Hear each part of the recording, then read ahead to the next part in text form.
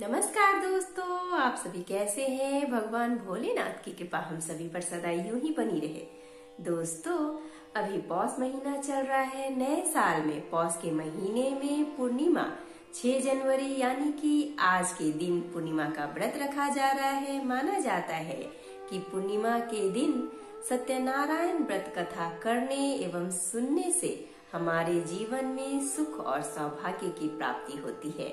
भगवान श्री विष्णु की असीम कृपा हमें प्राप्त होती है। दोस्तों, सत्य को ईश्वर मानकर समाज का किसी भी वर्ग का व्यक्ति अगर पूरे भक्ति भाव से सत्यनारायण व्रत करता है तो उसकी हर एक मनोकामनाएं पूर्ण होती है।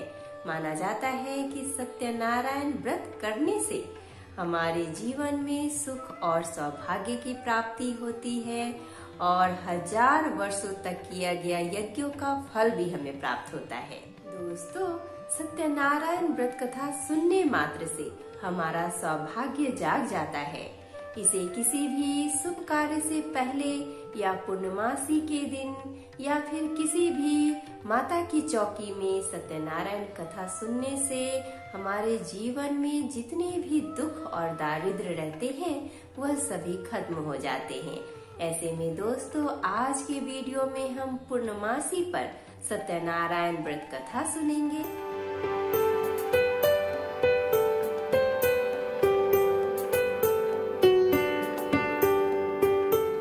नमस्कार दोस्तों, मैं शिल्पी आप सभी का तहे दिल से स्वागत करती हूँ अपने YouTube चैनल कथा कहानी शिल्पी की जुबानी में। दोस्तों, इस चैनल के माध्यम से मैं आप सभी को हर तरह की कथा और कहानी सुनाऊंगी।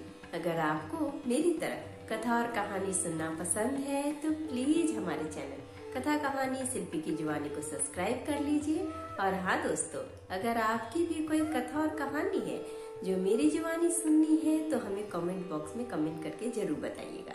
तो चलिए दोस्तों, बैठे बैठे क्या करें, करना है कुछ काम। सुनते हैं आज के वीडियो में सत्यनारायण व्रत कथा लेके भगवान विष्णु का नाम। सत्यनारायण व्रत कथा का पूरा संदर्भ यह है कि पुराण काल में सैनकादिक ऋषि नैमिषारण्य स्थित महर्षि सुत के आश्रम पर पहुँचे।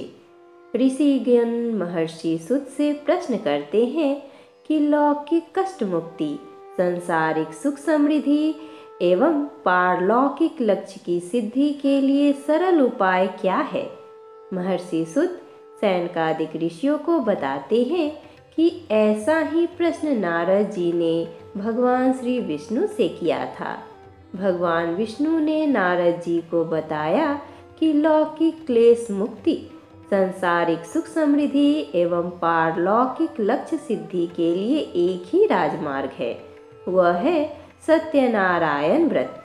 सत्यनारायण का अर्थ है सत्याचरण, सत्याग्रह, सत्यनिष्ठा। संसार में सुख समृद्धि की प्राप्ति सत्याचरण द्वारा ही संभव है। सत्य ही ईश्वर है। सत्याचरण का अर्थ है ईश्वर आराधन, भगवत पूजा। कथा का प्रारंभ सुत जी द्वारा कथा सुनाने से होता है। नारद जी भगवान श्री विष्णु के पास जाकर उनकी स्तुति करते हैं।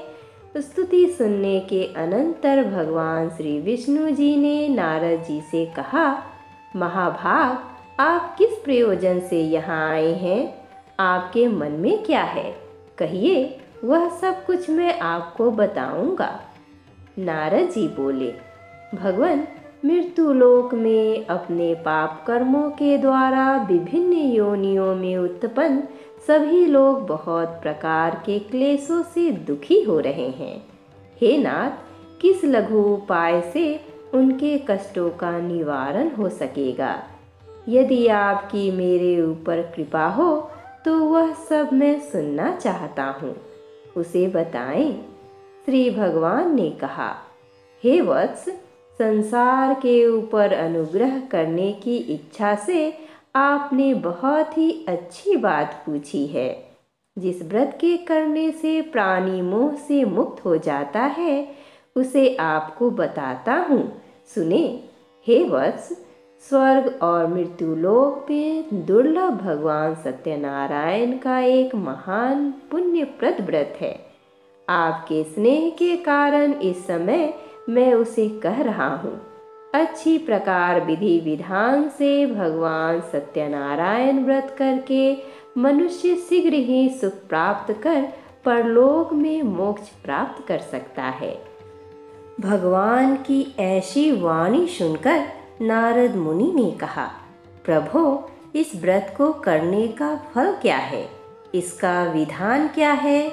इस व्रत को किसने किया और इसे कब करना चाहिए? यह सब विस्तार पूर्वक बतलाइए। श्री भगवान ने कहा, यह सत्यनारायण व्रत दुख, शोक आदि का शमन करने वाला, धन्य धान्य की वृद्धि करने वाला, सौभाग्य और संतान देने वाला तथा सर्वत्र विजय प्रदान करने वाला है। जिस किसी भी दिन भक्ति और श्रद्धा से समन्वित होकर मनुष्य ब्राह्मणों और बंधु बांधवों के साथ धर्म में तत्पर होकर सायंकाल भगवान सत्यनारायण की पूजा करे, नैवेद्य के रूप में उत्तम कोटि के भोजनीय पदार्थ को सवाया मात्रा में भक्ति पूर्वक अर्पित करना चाहिए।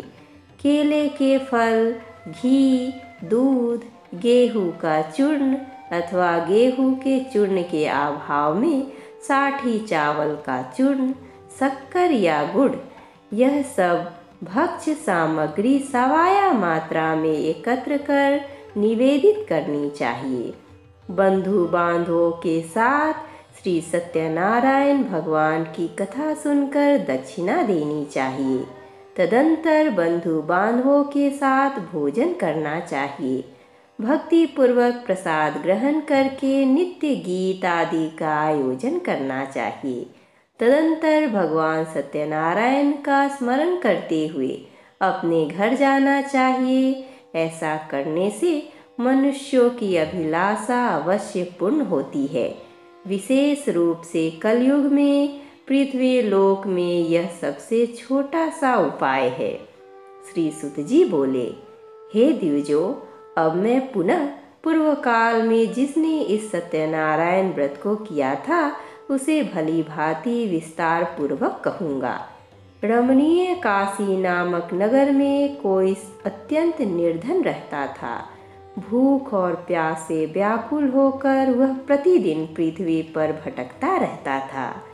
प्रिय भगवान ने उस दुखी को देखकर वृद्ध का रूप धारण करके उस द्विज से आदर पूर्वक पूछा, हे प्रतिदिन अत्यंत दुखी होकर तुम किस लिए पृथ्वी पर भ्रमण करते रहते हो? हे द्विज श्रेष्ठ, यह सब बतलाओ, मैं सुनना चाहता हूँ। बोला, प्रभो, मैं अत्यंत दरिद्र हूँ और भिक्षा के लिए ही पृथ्वी पर घूमा करता हूँ। यदि मेरा इस दारिद्रता को दूर करने का आप कोई उपाय जानते हो तो कृपा पूर्वक बतलाइए। वृद्ध बोला, हे देव, सत्यनारायण भगवान विष्णु अभिष्ट फल को देने वाले हैं। हे विप्र, तुम उनका उत्तम व्रत करो, जिसे करने से मनुष्य सभी दुखों से मुक्त हो जाता है। व्रत के विधान को भी यत्न पूर्वक कहकर वृद्ध रूपधारी भगवान विष्णु वहीं पर अंतर ध्यान हो गए। वृद्ध ने जैसा कहा है उस व्रत को अच्छी प्रकार से वैसे ही करूँगा, यह सोचते हुए उसको रात में नींद नहीं आई। अगले दिन प्रातः काल उठकर सत्यनारायण का व्रत करूँगा, ऐसा संकल्प करके वह भिक्षा के लिए चल पड़ा। उस दिन भिक्षा में बहुत सा धन प्राप्त हुआ। उसी धन से उसने बंधु बांधवों के साथ भगवान सत्यनारायण का व्रत किया। इस व्रत के प्रभाव से वह श्रेष्ठ सभी दुखों से मुक्त होकर समस्त संपत्तियों से संपन्न हो गया। उस दिन से लेकर प्रत्येक महीने उसने यह व्रत किया। इस प्रकार भगवान सत्यनारायण के इस व्रत को करके वह श्रेष्ठ सभी पापों से मुक्त हो गया और उसने दुर्लभ मोक्ष पद को प्राप्त किया।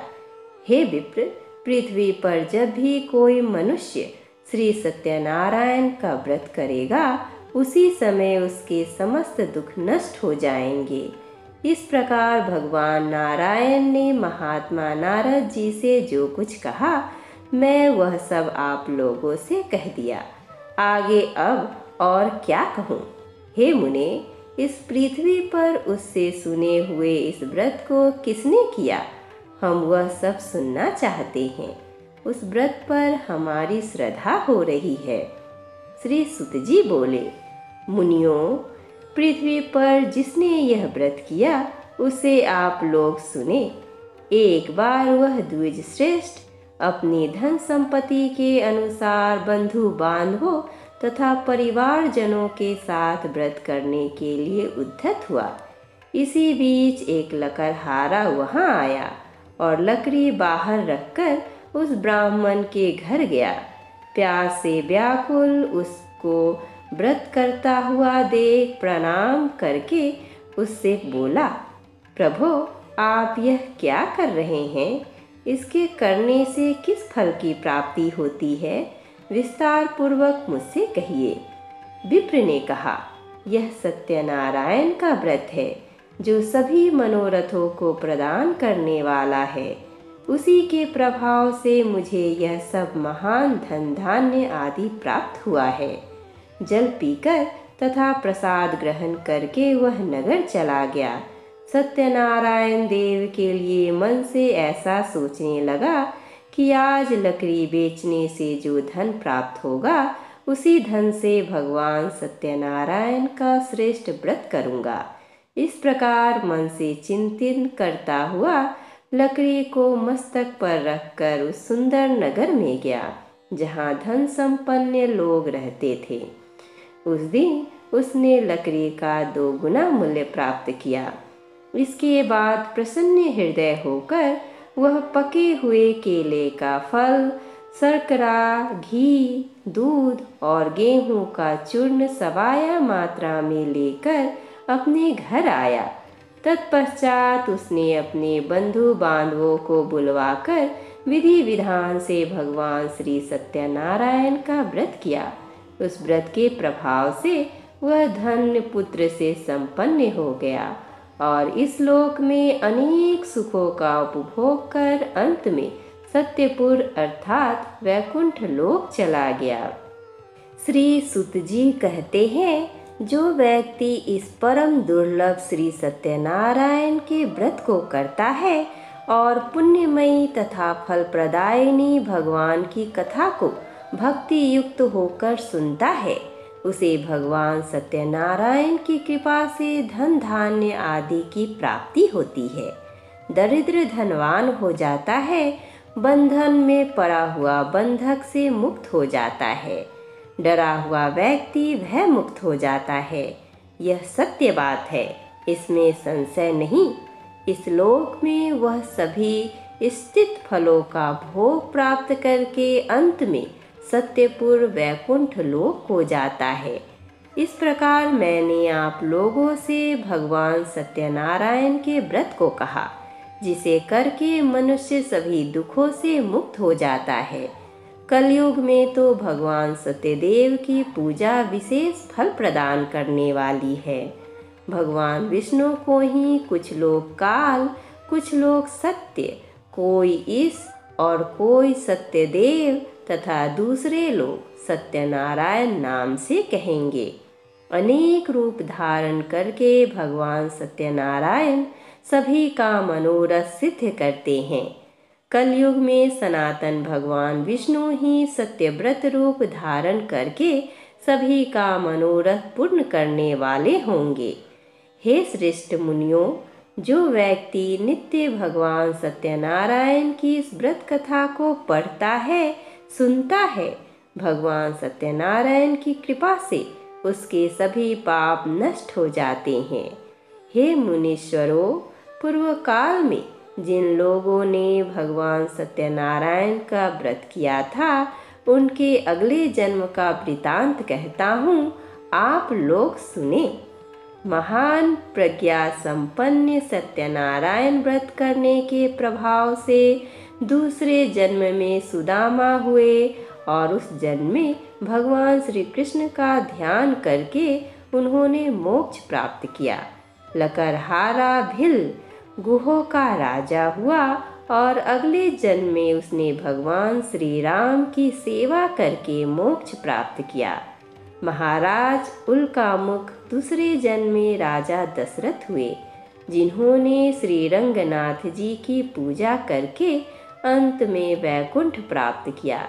इसी प्रकार धार्मिक और सत्यव्रती साधु पिछले जन्म के सत्यव्रत के प्रभाव से दूसरे जन्म में मोरध्वज नामक राजा हुआ। उसने आरे से चीरकर अपने पुत्र की आधी देह भगवान विष्णु को अर्पित करके मोक्ष प्राप्त किया। महाराज तुंगध्वज जन्मांतर में स्वयंभू मनु हुए और भगवत संबंधी संपूर्ण कार्यों का अनुष्ठान करके वैकुंठ लोक को प्राप्त हुए। जो गोपगण थे वे सब जन्मांतर में ब्रजमंडल में निवास करने वाले गोप हुए और सभी राक्षसों का संहार करके उन्होंने भी भगवान का शाश्वत धाम गोलोक प्राप्त किया। इस प्रकार श्री स्कंद पुराण के अंतर्गत रेवाखंड में श्री सत्यनारायण व्रत कथा का अध्याय पूर्ण हुआ। वेदों के अनुसार सत्यनारायण कथा करने से हजारों वर्षों के यज्ञ के बराबर फल मिलता है। सत्यनारायण कथा को सुनने से भी सौभाग्य की प्राप्ति होती है।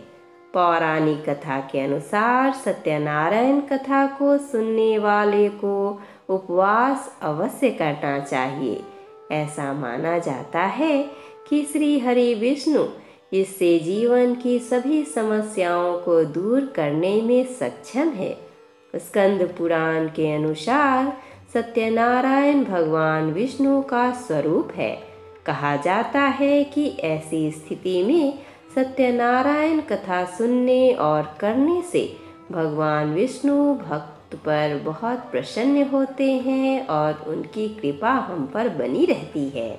ऐसा कहा जाता है कि यह किसी के जीवन में खुशी और शांति लाता है।